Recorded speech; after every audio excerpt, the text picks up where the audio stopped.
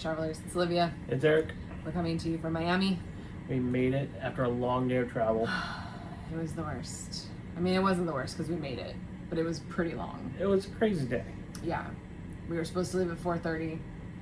Olivia was packing. Yeah, we got a text. Our original flight ended up actually being canceled, which is probably good that they rebooked us on this other flight that ended up leaving an hour after we were originally scheduled to go. But 2 hours before when we were supposed to be there. However the math worked, it worked, and we got here. And then our flight from Dallas to Miami ended up being delayed. Thank goodness. We still ran, and we made it. Like, Yeah. we actually ran. And Originally, we were supposed to land 20 minutes after it took off. Yeah. Like, we had a hotel booked to stay the night, and thank goodness they let us cancel that, because, yeah, that's, holy cow. That was a lot. So, yeah, basically we made it. But let's talk about hotels for a second there, because there was a weird event that happened when we got to this hotel Yeah. that we think we need to Mind talk you, about it a was little like bit. 2:45/3 o'clock in the morning. It was like really early this morning, but there's a lot of people who were trying to check in, and this was a problem. Yeah, there was a line of about 6 to 7 guests trying to get 6 or 7 rooms. The hotel is completely sold out. Yeah, they told us that as I called to find out how to get on the shuttle, and they said, well, we've already done the audit for tonight. If you don't have a room, we're sold out. And I said, well, we've already done the mobile check-in, so we have a room. And they said, oh, okay, you're good, we'll come get you. Which I was like, okay, whatever that was about. Yeah, which should have been the flag number 1. Yeah. Then we get the shuttle. Yeah. Shuttle took a little bit longer Shuttle to was a get long there. time. Yeah. Yesterday was a day of like waiting, a lot of waiting. And it was interesting on the shuttle. It was the guy actually stopped to pick up one gentleman, and he actually turned the gentleman away because the gentleman was trying to get a hotel room, and he said, I'm just going to check to see if they have rooms. And the driver said, I can save you the trip. There are no rooms. I've already had to bring people back for the night.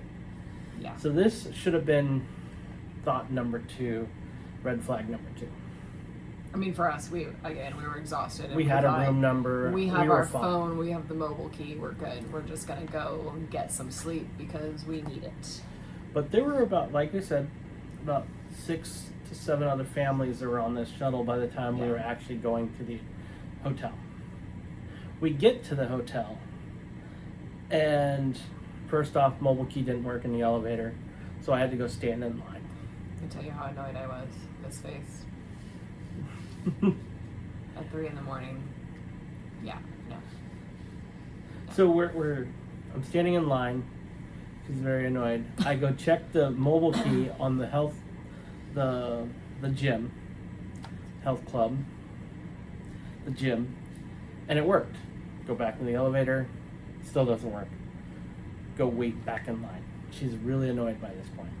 But as we're sitting and waiting in the lobby just to get a regular room key, we heard 4 people turned away that had reservations prepaid through third parties. Through third parties. Through like Booking.com, through Expedia.com, through TripAdvisor, through Kayak. Name through your third party. Name your third party. They had booked through them. We don't know exactly which third parties, Correct. but they were mentioned third parties multiple times. Yeah. Now, when I worked for the hotel industry, we used to have to walk guests. And it was a big thing to have to walk a guest when you overbooked and you had reservations and no rooms. Yeah.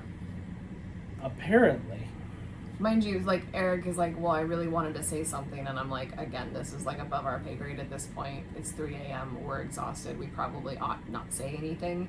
And then as we were talking about it this morning, I'm like, let's look this up. so we did validate it. Good thing that we did look this up, because Marriott has specific rules in this situation.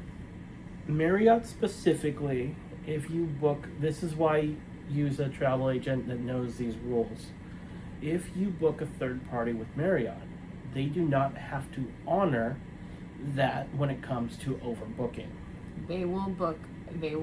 Priority goes to those people who book direct through Marriott or through the Bonvoy app.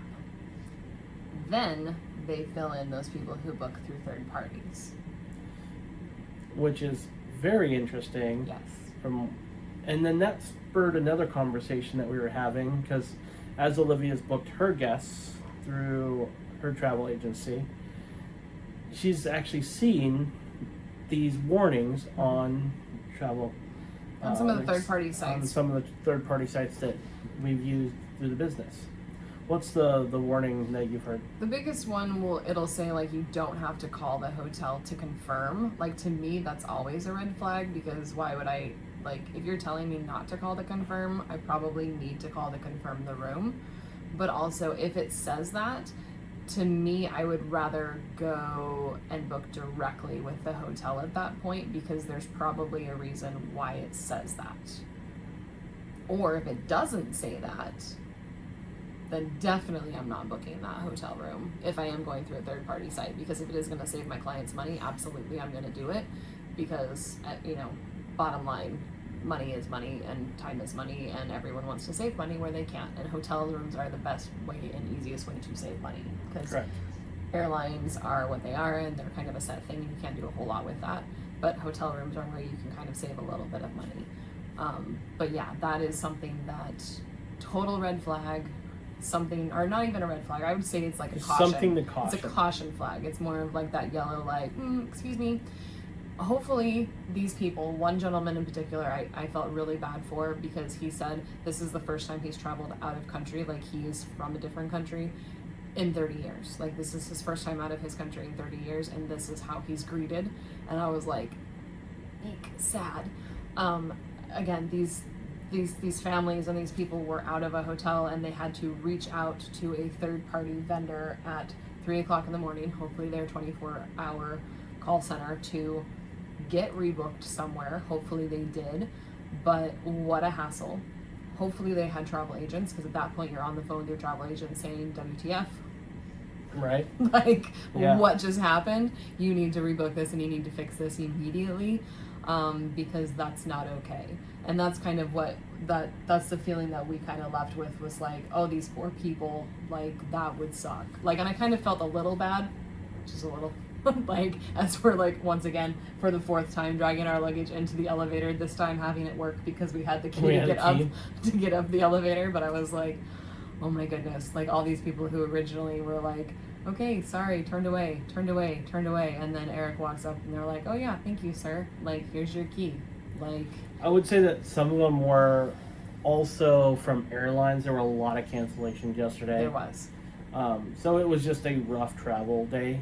And whenever there's storms in the Dallas-Fort Worth area, it usually will affect most of the major hubs for American. So just remember that as you're traveling. Travel insurance is one of the most important things that you can purchase nowadays when it comes to traveling. Yeah, it's always good to have that peace of mind, and that's really the only thing that saved us, because again, we did book a hotel room in Dallas because we were pretty convinced that we were going to be staying the night in Dallas to catch an early morning flight this morning to come to Miami. Luckily, we didn't have to use it, but we were able to utilize that travel insurance and kind of that back buffer to say, no, we need to go ahead and cancel this room. We're not going to be utilizing that anymore. So we end up not having to pay for that. So it works. So anyways, that was just kind of a want, like. Yeah. A quick little video around kind of a PSA on know the rules, know your rights as a guest for the hotel, for the chain. If you're a loyalty program, make sure that when you're working with travel agents, they understand what your loyalty is with. And utilize it. Yeah, definitely have them utilize it, because it's important for that.